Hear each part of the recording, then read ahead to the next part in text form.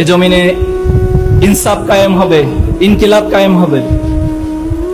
কিন্তু আমি ব্যক্তি যদি কোনো কারণে আল্লাহর কাছে প্রশ্নবিদ্ধ হয়ে যায়, যদি কাল কিয়ামতের মাঠে আল্লাহ তাআলা আমাকে কোনো প্রশ্ন করে বসেন, তাহলে আমার জন্য ইনকিলাব ব্যক্তির জন্য কোনো কাজে আসবে না। আল্লাহ রাসূল সাল্লাল্লাহু আলাইহি ওয়াসাল্লাম একদিন সবাইকে প্রশ্ন করেছেন যে দুনিয়ার সাথে আমার কি সম্পর্ক।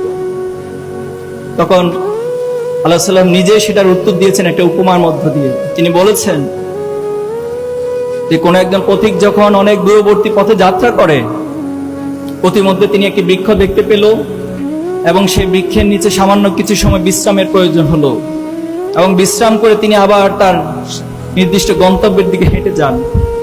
রাসূল সাল্লাল্লাহু আলাইহি ওয়াসাল্লাম বলেছেন, এই দুনিয়ার সাথে আমার সম্পর্ক হচ্ছে সে পথিকের অতি সামান্য কিছু সময় বৃক্ষের নিকট বিশ্রাম নেওয়ার মতো। আল্লাহ তাআলার কাছে দুনিয়ার মূল্য একটি মশার ডানার চেয়ে তুচ্ছ হিসেবে বিবেচিত হয়।